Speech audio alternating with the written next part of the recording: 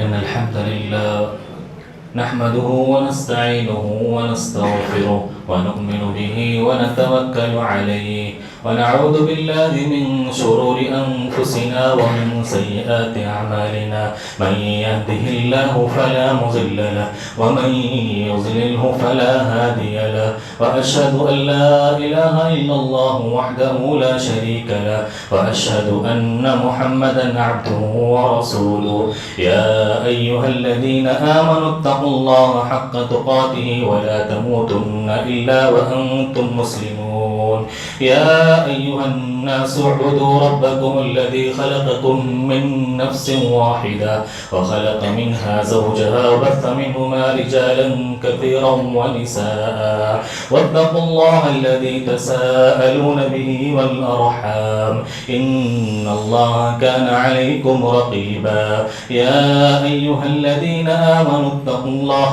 وقولوا قولا سديدا يصلح لكم أعمالكم ويغفر لكم ذنوبكم ومن يطع الله ورسوله فقد فاز فوزا عظيما أما بعد فإن خير الحديث كتاب الله وخير الهدي هدي محمد صلى الله عليه وسلم وشر الأمور محدثاتها وكل محدثة بدعة وكل بدعة ضلالة وكل ضلالة في النار أعوذ بالله السميع العليم من الشيطان الرجيم إنما يعمر مساجد الله من آمن بالله واليوم الآخر وأقام الصلاة وآتى الزكاة ولم يخش إلا الله وعسى أولئك أن يكونوا من المهتدين.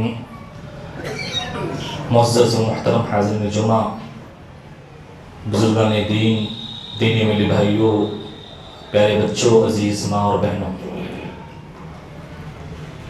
مسجد ایک مسلمان کی زندگی کا ایک اہم حصہ، اس کی لائف کا ایک اہم پارٹ ہے۔ مسجد کے بغیر ایک مسلمان کی اسلامی زندگی کو تصور نہیں کیا جا سکتا۔ مسجد یہ مسلم معاشرے کی آن بان اور شان ہے۔ مسجد یہ اسلام کی اور مسلمانوں کی پہچان ہے۔ مسجد کی عظمت، اس کی فضیلت، اس کے مقام و مرتبہ کے لیے اتنا ہی کافی ہے کہ یہ زمین پر اللہ کا گھر ہے۔ اسے بیت اللہ کہا جاتا ہے، اللہ کا گھر۔ مسجد کی فضیلت کے لیے اتنا ہی کافی ہے، اس روئے زمین پر سب سے زیادہ محبوب اور پیارا گھر اللہ کے ہاں کوئی ہے تو وہ مسجد ہے۔ دنیا کی کوئی بھی بلڈنگ، کوئی بھی عمارت، کوئی بھی گھر اور کوئی بھی مکان مسجد سے زیادہ اللہ کو پارا نہیں ہے۔ اللہ کے نبی صلی اللہ علیہ وسلم نے ارشاد فرمایا، لوگوں دنیا میں اللہ کو پسندیدہ جگہ کون سی ہے؟ اللہ کی پسندیدہ جگہ جانا چاہتے ہو دنیا میں؟ جاؤ، احب البلاد الی اللہ مساجدها۔ اللہ کو بہت ہی پیارا اور لاڈلا اور پسندیدہ مکان اور پیلیس دنیا میں کوئی ہے تو وہ اس کی مسجد ہے۔ بڑے ہی خوشی کی بات ہے، اللہ کی توفیق، اللہ کے فضل، اس کے احسان، آج 24 نومبر 2023 مطابق 9 جمادی الاول 1445 ہجری اس روئے زمین پر مسجد عثمان بن عفان اللہ کی عبادت، اس کی بندگی کا ایک اور گھر بن کر تیار ہو چکا ہے۔ یہ بڑی ہی خوشی کی بات ہے، اور جس معاشرے، جس محلے کے اندر یہ گھر قائم ہوا ہے، یقیناً ان کے لیے بڑی ہی سعادت کی بات ہے، بڑی ہی سعادت کی بات ہے۔ مسجد کی عظمت، اس کی فضیلت دیکھیے آپ، اللہ نے مسجد بنانے کا حکم خود دیا ہے۔ قرآن مجید کے اندر اللہ نے مسجد بنانے کا حکم دیا، فی بیوت اذن اللہ ان ترفع ویذکر فیہا اسمہ، وہ گھر جن کو بلند کرنے کا، جن کو زمین سے اٹھانے کا، جن کی بنیاد سجانے کا حکم اللہ رب العالمین نے دیا ہے، وہ کون ہے؟ اللہ کا گھر مسجد ہے۔ میرے بھائیو، مسجد کے بغیر ایک آئیڈیل معاشرہ جنم نہیں لے سکتا۔ مسلم سماج، مثالی مسلم سماج، مسلم معاشرہ مسجد کے بغیر ادھورا ہے. یہی وجہ ہے مسجد کی اہمیت. اللہ کے نبی صلی اللہ علیہ وسلم آپ دیکھیں مدینہ تشریف لے گئے مکہ سے، آپ کے ساتھ سینکڑوں صحابہ کرام. ان کے پاس کچھ نہیں ہے، نہ کھانے پینے کا سامان ہے، نہ سر چھپانے کے لیے کوئی آسرا ہے، اور مسائل کا انبار ہے.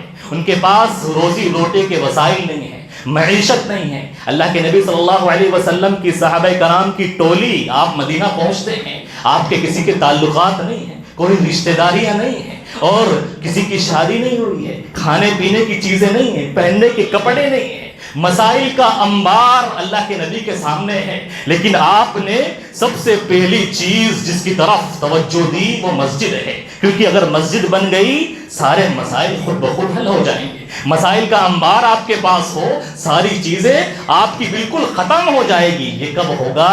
جب مسجد کو اس کا رول دیا جائے، اس کا کردار دیا جائے، اور مسجد کا جو مقصد ہوتا ہے اس کو سمجھا جائے. ہمارے یہاں میرے بھائیوں مسجد کا مقصد ہم لوگوں نے کیا سمجھا ہے؟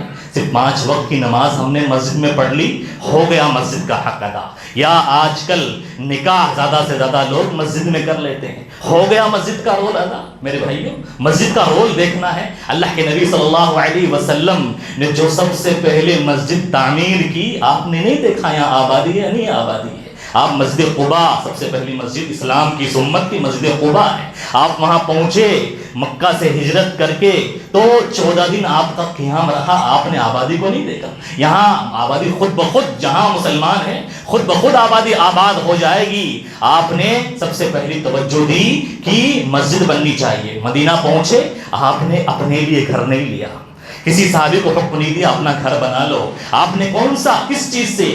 آپ نے دیکھی آپ اس امت کی سب سے پہلی یونیورسٹی، سب سے پہلا کالج، سب سے پہلا مدرسہ اور سب سے پہلی درسگاہ تھی وہ مسجد نبوی تھی، مسجد تھی. وہاں سے وہاں کے معلم اللہ کے نبی صلی اللہ علیہ وسلم تھے، وہاں کے ٹیچر اللہ کے نبی صلی اللہ علیہ وسلم تھے. مسجد سے علم پھیلتا ہے. مسجد سب سے پہلا دار القضا تھا، جس کے جز اللہ کے نبی صلی اللہ علیہ وسلم تھے. صحابہ کرام اپنے مسائل لے کر، خاندانی جھگڑے لے کر اللہ کے رسول صلی اللہ علیہ وسلم کے پاس فیصلے کرانے کے لیے پہنچتے تھے. مسجد سب سے پہلا دار الافتاء تھا، جس کے مفتی خود اللہ کے نبی صلی اللہ علیہ وسلم تھے. اللہ کے نبی کے پاس صحابہ کرام، صحابیات حلال و حرام کی باتیں جاننے کے لیے، جائز ناجائز کی باتیں جاننے کے لیے آتے تھے. اللہ کے رسول یہ مسئلہ پیش آیا، یہ بیان کر. مسجد اس وقت اسپتال تھا میرے بھائیو، اسپتال. جنگ خندق میں جو صحابہ کرام زخمی ہوئے ان کا علاج کہاں کیا گیا؟ مسجد نبوی میں کیا گیا. مسجد میرے بھائیوں خدمت خلق کا بہت بڑا ذریعہ تھا. غریب، بیوائیں، یتیم، ان کے لیے کھانے پینے کا انتظام اللہ کے رسول صلی اللہ علیہ وسلم کہاں سے کیا کرتے تھے؟ مسجد ایک خاندان ہے. خاندان میرے بھائیوں، ہم مسجد میں تشریف لاتے ہیں، ہمارا ایک خاندان تو وہ ہے جو ہمارے جس میں ہمارے تعلقات، رشتہ داریاں، ہمارا حسب و نسب، اور حقیقت میں دوسرا خاندان اللہ کی قسم مسجد ہے، جہاں پر ہم مختلف لوگوں سے ملتے ہیں، اور ہمارے کتنے غم گسار، کتنے ہمارے ہمدرد جن سے ہماری پہلی ملاقات ہوئی وہ مسجد میں ہوئی، جو ہمارے بعد میں بزنس پارٹنر بن گئے، ہمارے خیرخواہ بن گئے، ہمارے مشیر بن گئے، کیونکہ مسجد میں اللہ والے لوگ آتے ہیں. مسجد میرے بھائیوں معمولی چیز نہیں ہے. ہم نے مسجد کی اہمیت کو جانا نہیں ہے. مسجد کی اہمیت ان لوگوں کو پوچھو جن کے علاقے میں مسجد نہیں ہے، جو ترستے ہیں، روتے ہیں کہ ہمیں مسجد مل جائے، اللہ کا گھر مل جائے. اللہ جہاں مسجد میں کیا ہوتا ہے میرے بھائیوں؟ کیا ہوتا ہے؟ مسجد میں دعائیں قبول ہوتی ہے، بے اولادوں کو اولاد ملتی ہے. مسجد میں بھوکے پیاسے لوگ جب آتے ہیں مجبور پریشان، اللہ ان کی سنتا ہے. مسجد میں بے اولادوں کو اولاد ملتی ہے. دلیل قرآن مجید سے دیکھیے آپ. زکریا علیہ السلام بوڑھے اور ہڈیاں کمزور، پریشان، اولاد نہیں ہے. دیکھتے ہیں مریم علیہ السلام کے پاس جاتے ہیں، اللہ بے موسم کے پھل دے رہا ہے، بے موسم کی انہیں پھل کھلا رہا ہے. انہیں تعجب ہوا، پوچھا اے مریم یہ بے موسم کے پھل کہاں سے آ رہے ہیں؟ کہا من عند اللہ، یہ اللہ کی طرف سے آ رہے ہیں. تب زکریا علیہ السلام نے دعا مانگی، وَهُوَ قَائِمٌ يُصَلِّي فِي الْمِحْرَابِ. وہ نماز کی حالت میں تھے، مسجد میں تھے، اپنے محراب میں تھے. فنادته الملائکۃ، فرشتے آئے ان کی دعا پر، ان کی دعا کو ان کو بتانے کے لیے انہوں نے کیا دعا مانگی تھی؟ رب هب لي من لدنك ذرية طیبہ انك سمیع الدعاء، پروردگار تو مجھے نیک اولاد، ایک بہترین ذریت عطا کر دے، تو سننے والا ہے۔ ایک غم کے مارو، غم ہے، آؤ مسجد کے طرف، مسجد سے رشتہ جوڑ کر تو دیکھو، مسجد سے تعلق بنا کر تو دیکھو، تم اللہ کے مہمان ہو۔ مسجد میں آنے والا اللہ کا مہمان ہے، اللہ اس کا میزبان ہے، اور اللہ کی میزبانی، اللہ ہماری طرح مہمانی کرنے والا نہیں ہے۔ مسجد دنیا کا وہ اسپورٹ ہے جو سب سے زیادہ چمکدار ہے، سب سے زیادہ دنیا کا روئے زمین کا کوئی چمکدار حصہ ہے وہ مسجد ہے۔ کیسے؟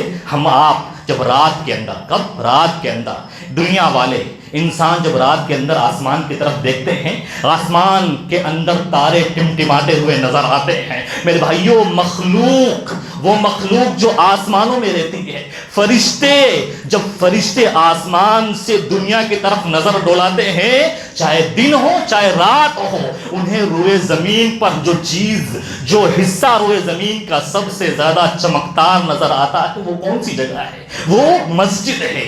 آج ہمارا تعلق میرے بھائیوں مسجدوں سے نہیں ہے، مسجدوں سے تعلق رکھنے والے، مسجدوں کو آباد کرنے والے، اور مسجد سے جس کا بھی تعلق جڑتا ہے، اللہ نے اور رسول نے کیا کیا خوشخبریاں سنائی ہے۔ مسجد سے تعلق جڑتا ہے مؤذن کا، مؤذن کے فضائل دیکھیے آپ، اسلامی تعلیمات دیکھیے، مؤذن کے کیا احکام اور فضائل بیان کیے گئے ہیں۔ آج مؤذن کو حقیر سمجھا جاتا ہے۔ اطول الناس اعناقا یوم القیامہ المؤذنون، سب سے زیادہ جن کی گردنیں لمبی ہوگی قیامت کے دن وہ اذان دینے والے ہوں گے۔ اذان دینے کا یہ کوئی مرتبہ، کوئی چھوٹا موٹا مرتبہ نہیں ہے کہ کوئی آئے اور اذان دینے والے کو حقیر سمجھے۔ مؤذن کا مرتبہ لسان نبوت نے بڑھایا ہے کہ سب سے زیادہ جس کی گردن ہوگی سب پہچان لیں گے کہ ہاں یہ سب سے لمبی گردن والا ہے، یہ مؤذن ہوا۔ اور مسجد کے اور مؤذن کے حق میں دنیا کی ہر مخلوق قیامت کے دن گواہی دے گی۔ یہ چرند پرند، یہ جانور، یہ جمادات، یہ پتھر، یہ پہاڑ، کہ یہ اللہ کی گواہی بلند کیا کرتا تھا دنیا میں۔ اور مسجد بنانے والے کے دیکھیے، مسجد کا تعلق جس سے بھی جڑتا ہے، اللہ نے اس کو کون کون سی خوشخبریاں سنائی ہے، جس نے اللہ کو راضی کرنے کے لیے، اللہ کو خوش کرنے کے لیے، ریاکاری مقصود نہ ہو، دکھاوا مقصود نہ ہو۔ اللہ کے نبی صلی اللہ علیہ وسلم نے خوشخبری دی، جس نے دنیا میں اللہ کے لیے گھر بنا دیا اس کا جنت میں گھر پکا ہے، یہ گارنٹی ہے۔ من بنا للہ مسجدا بنا اللہ لہ بیتا فی الجنہ، جو اللہ کے لیے دنیا میں گھر بناتا ہے، اللہ کل قیامت کے دن اس کے لیے جنت کے اندر گھر بنائے گا۔ مسجد میں آنے والا، جیسا کہ میں نے کہا، اللہ کا مہمان ہے اور اللہ اس کی میزبانی کرتا ہے۔ مسجد بنانے والا میرے بھائیوں، جو بھی آدمی اپنے مرنے والوں کے لیے صدقے جاریہ کرنا چاہتا ہے، اپنے مرنے والوں پر احسان کرنا چاہتا ہے، مسجد سے افضل صدقے جاریہ کوئی ہو ہی نہیں سکتا۔ وہ 7 چیزیں کہ مرنے کے بعد جس کا اجر و ثواب انسان کو پہنچتا رہتا ہے، اس میں سے ایک چیز مسجد ہے۔ اور مسجدن بنا ہوں، انسان کوئی مسجد بنا کر جائے یا اپنے مرنے والے کے لیے مسجد بنا دے، وہ صدقہ جاریہ ہوتی ہے۔ میرے بھائیوں، مسجد کی خدمت کرنے والے کا مقام دیکھیے، جو مسجد کی خدمت کرتا ہے، مسجد کی خدمت کرنا یہ بڑے شرف کی بات ہے، بڑی عظمت کی بات ہے۔ اللہ کے رسول نے مسجد کی خدمت کی ہے، مسجد کی صاف صفائی ستھرائی کا خیال رکھا ہے۔ اللہ کے رسول صلی اللہ علیہ وسلم نے بتایا اپنے طرز عمل سے، مسجد کی خدمت کرنے والا کوئی معمولی انسان نہیں ہے۔ اسلام نے اللہ اس کو مقام و مرتبہ دیتا ہے۔ ایک حبشی عورت، صحیح بخاری کی روایت، حبشی کالی کلوٹی عورت، اس عورت کا نام بھی پتہ نہیں ہے، نام بھی نہیں لیا گیا ہے، نہ اس کے پاس حسن و جمال، نہ اس کے پاس خاندان، نہ اس کے پاس نسب۔ اللہ کے رسول صلی اللہ علیہ وسلم کے زمانے میں مسجد کی صفائی کیا کرتے تھے، مسجد میں جو کھجور کے پتے آ جایا کرتے تھے ان کی صفائی کیا کرتی تھی۔ اس کا انتقال ہو گیا، اس کا انتقال ہو گیا۔ اللہ کے رسول صلی اللہ علیہ وسلم نے پوچھا، وہ عورت جو مسجد کی صفائی کرنے آتی تھی وہ دکھ نہیں رہی ہے، کہاں چلی گئی؟ اللہ کے رسول صلی اللہ علیہ وسلم کو کہا صحابہ کرام نے، اے اللہ کے نبی، اس کا انتقال ہو گیا۔ اللہ کے رسول پر یہ بات سخت گرا گزری، آپ غصہ ہوئے، حل اذنتمونی، تم نے مجھے بتایا کیوں نہیں؟ مجھے بتایا کیوں نہیں؟ اس عورت کا انتقال ہو گیا، دلونی علی قبری، مجھے اس کی قبر دکھاؤ، اس کی قبر بتاؤ۔ اللہ کے رسول گئے اس کی قبر پر آپ نے بعد میں نماز جنازہ پڑھی، کیا بتانے کے لیے؟ مسجد کی صفائی کرنا، مسجد کی ستھرائی کرنا، یہ بڑے بڑے شرف والوں کا کام ہے، بڑے عزت دار لوگوں کا کام ہے۔ اللہ ان کو مقام دیتا ہے کیونکہ وہ اللہ کی مسجد سے محبت کرتا ہے۔ میرے بھائیوں، مسجد کی کیا فضیلتیں بیان کی جائے، کیا فضیلتیں بیان کی جائے؟ مسجد کو آباد کرنا، اس کو تعمیر کرنا دو طریقے سے ہوتا ہے۔ آج کل ہم مسجد کی تعمیر کرتے ہیں، آباد کرتے ہیں، صرف ایک طریقے سے کرتے ہیں۔ ہاں بھائی مسجد کی تعمیر ہو رہی ہے، چندہ دے دو، آپ 500 روپے 1000 روپے کوئی بھی دے دے گا۔ میرے بھائیوں، مسجد کو اصل تعمیر کرنا یہ نہیں ہے، اصل تعمیر کرنا مسجد کو آباد کرنا ہے بندگی سے، مسجد سے تعلق جوڑ کر اللہ کے پاس آ کر یہ آباد کرنا ہے۔ آپ انسان پیسہ دینا، تعاون کرنا، یہ ہر کوئی کر سکتا ہے، لیکن اللہ کو جو پسند ہے وہ حقیقت میں مسجد کو کیسے آباد کرنے والے؟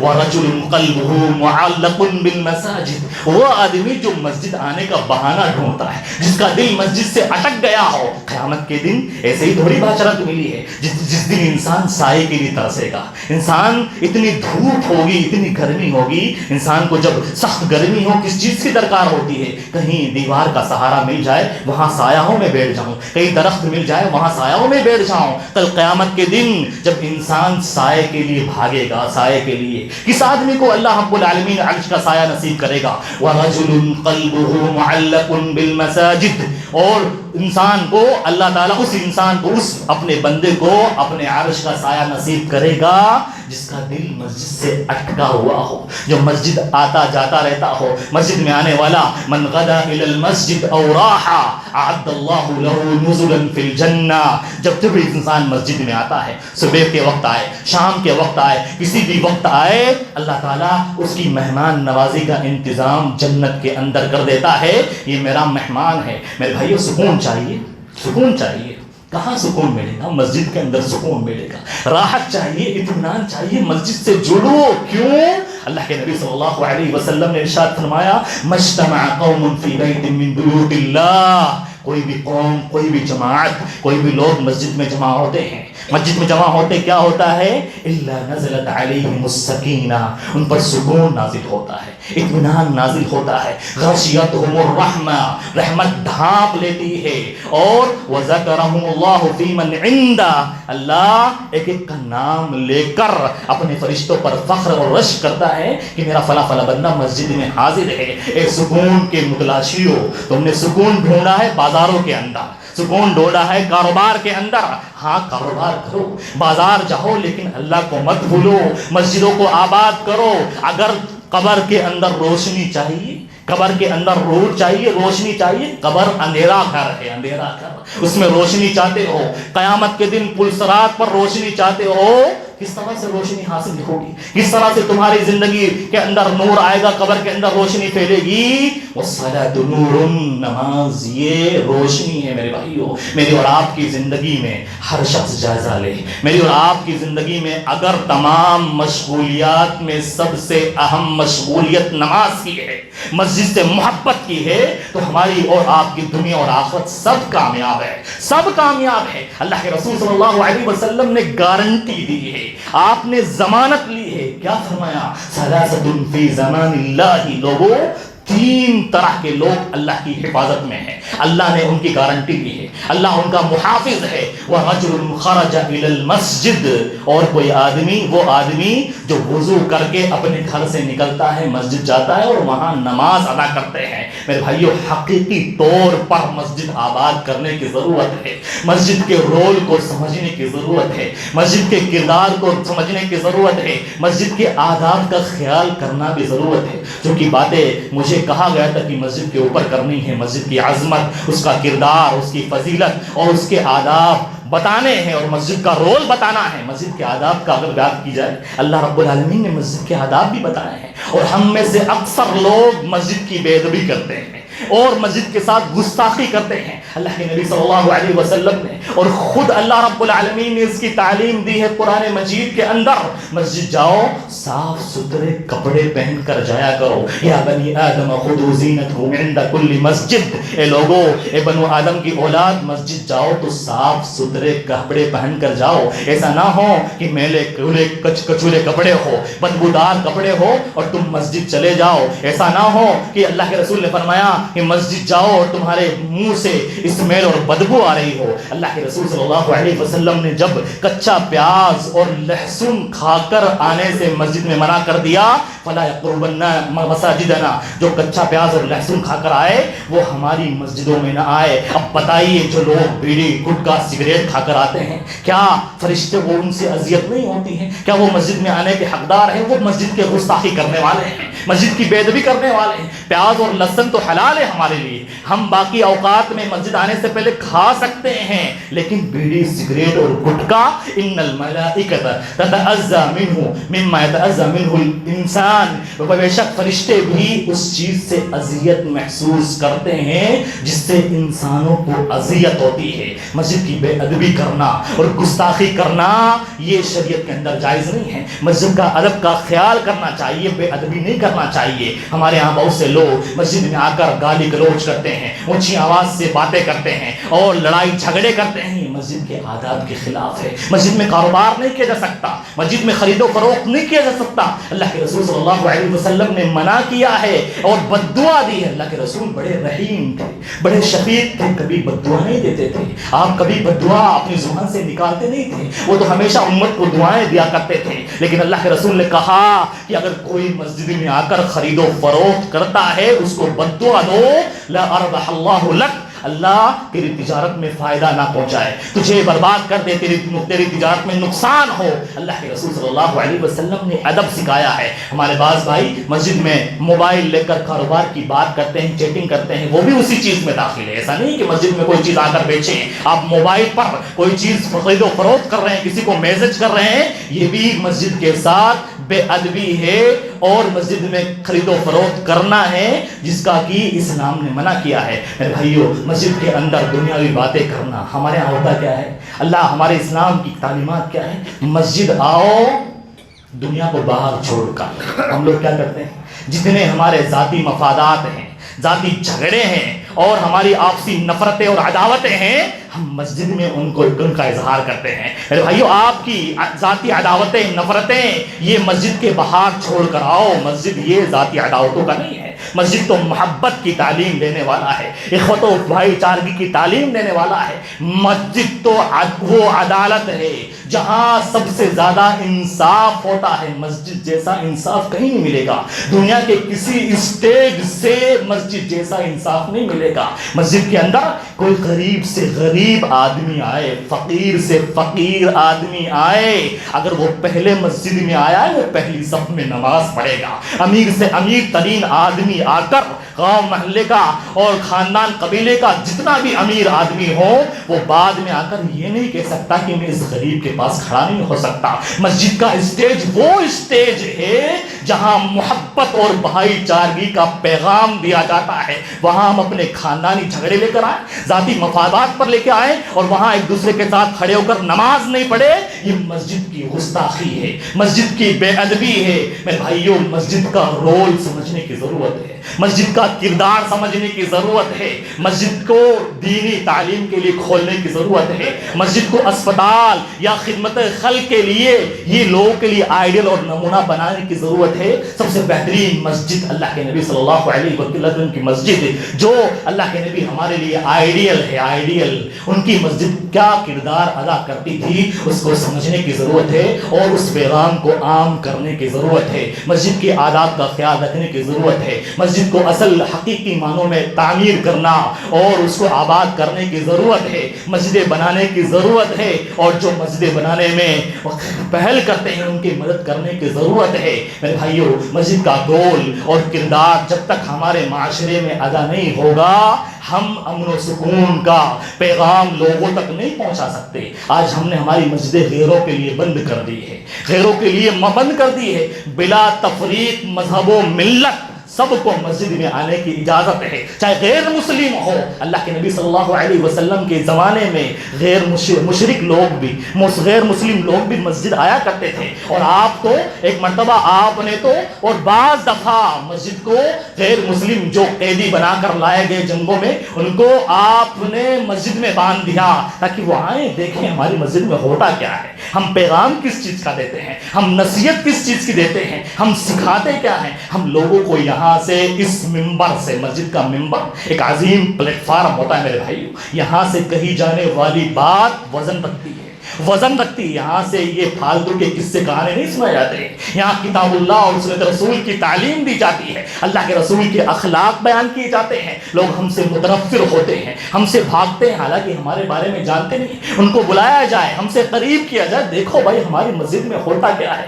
ہماری مسجد میں غریبوں، بیواؤں اور یتیموں کے لیے زندگی گزارنے کا سامان دیا جاتا ہے، ہماری مسجد بے آسروں کا آسرا ہے، ہماری مسجد سب کے لیے کھلی ہوئی ہونی چاہیے، بلا تفریق مذہب و ملت کوئی بھی آ کر ہماری مسجد میں بیٹھ سکتا ہے، آرام حاصل کر سکتا ہے، اور اللہ کو اپنے رب کو پیار کرنا ہے کر سکتا ہے، پانی پی سکتا ہے، سب کے لیے مسجد کھلی ہوئی ہے۔ مسجد کے بارے میں بہت ساری چیزیں ہیں میرے بھائیوں، کون کون سی چیزیں بیان کی جائے، لیکن ایک خطیب تمام لوگوں کے احوال کا خیال رکھتا ہے۔ مسجد میں بوڑھے بھی آتے ہیں، کمزور بھی آتے ہیں، پیشاب کی پریشانی اٹھانے والے بھی آتے ہیں، لہذا خطبہ لمبا میں نہیں کر سکتا، بہت ساری باتیں بیان کرنے کے لیے لوگوں نے کہا تھا اور یہ ریکویسٹ کی تھی خطبہ لمبا کر دینا، لیکن اگر میرے لمبا خطبہ دینے سے ایک آدمی کی بھی نماز خراب ہو گئی اور ایک آدمی کو بھی تکلیف ہوئی، اس کا ذہن حاضر نہیں رہا تو میں گنہگار ہوں گا۔ بس کہ مختصر بات یہ ہے، خلاصہ کلام یہ ہے کہ مسجد کا مقام سمجھنے کی ضرورت ہے، مسجد سے محبت کرنے کی ضرورت ہے، یہ اللہ کا گھر ہے،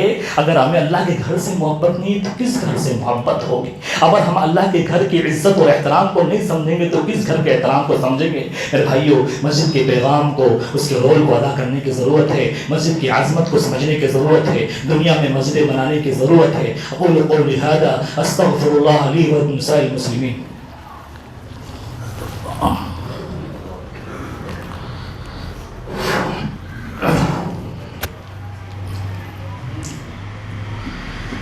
الحمدللہ رب العالمین والصلاة والسلام علی اشرف الانبیاء والمرسلین نبینا محمد وعلی آلہ واصحابہ اجمعین، اما بعد، اعوذ باللہ من الشیطان الرجیم، بسم اللہ الرحمن الرحیم، ان اللہ وملائکتہ یصلون علی النبی یا ایہا الذین آمنوا صلوا علیہ وسلموا تسلیما، اللہم صل علی محمد وعلی آل محمد کما صلیت علی ابراہیم وعلی آل ابراہیم انک حمید مجید، اللہم بارک علی محمد وعلی آل محمد کما بارکت علی ابراہیم وعلی آل ابراہیم انک حمید مجید۔ ایک بات مسجد کے رول کے تعلق سے، اس کے کردار کے تعلق سے کہنا مناسب سمجھتا ہوں، ہماری ہر مسجد کونسلنگ سینٹر ہونی چاہیے، جہاں خاندانی جھگڑے مٹائے جائے، جہاں جو میاں بیوی آپسی اختلافات کے شکار ہیں، جو خاندان ٹوٹے ہوئے ہیں، باتیں چھوٹی سی ہوتی ہے، کبھی کبھی اگر تھوڑا سمجھایا جائے تو رشتہ بچ سکتا ہے، خاندان بچ سکتا ہے۔ تو یہاں ہر مسجد کاؤنسلنگ سینٹر ہونی چاہیے، جہاں میاں بیوی اپنے آپسی اختلافات لے کر آئے، خاندان والے اختلافات لے کر آئیں اور انہیں اسلامی طریقے سے سمجھایا جائے، ان کے رشتے کو بچایا جائے۔ یہ اس وقت ہوتا ہے جب مسجد کی کمیٹی، مسجد کے ذمہ داران، جن کے اندر ہمدردانہ دل ہوں، جو خوش مزاج اخلاق والے ہوں، جو رحم دل ہوں، جو خیر خواہ ہوں، جو اس بات کی تڑپ اور لگن رکھتے ہوں کہ خاندان اور معاشرے بٹنے نہیں چاہیے، خاندان و معاشرے میں ہمیشہ اتحاد و اتفاق رہنا چاہیے، میاں بیوی ایسے ہی آپس میں طلاق کا شکار نہ ہو۔ یہ کاؤنسلنگ سینٹر اس وقت مسجد کی ایک اہم ضرورت ہے مسلم معاشرے کو بچانے کے لیے۔ اللہ تعالیٰ ہم سب کو اس کی توفیق عطا فرمائے۔ اللہ تعالیٰ جس نے بھی اس مسجد کو بنایا ہے اس کے لیے صدقہ جاریہ بنائے۔ اللہ تعالیٰ اس مسجد کو قیامت کی صبح تک آباد رکھے۔ اللہ اس مسجد کے ذریعے خیر کے کام لے۔ اللہ اس مسجد سے جڑنے والے ایسے لوگ ہوں جو حقیقی معنوں میں اللہ سے ڈرنے والے ہوں، اللہ کا خوف کھانے والے ہوں اور ہمیشہ مسجد کو فائدہ پہنچانے والے ہوں۔ اللہ تعالی ہم سب کو اس مسجد کو آباد کرنے اور اس کی اصلاح کرنے اور اس کی صفائی ستھرائی کا خیال کرنے والا بنائے، آمین۔ عباد الله رحمكم الله إن الله يأمر بالإحسان وإيتاء ذي القربى وينهى عن الفحشاء والمنكر والبغي يعظكم لعلكم تذكرون واذكروا الله يذكركم وادعوه يستجب لكم ولذكر الله تعالى أعلى وجل وأكبر وهم أكبر.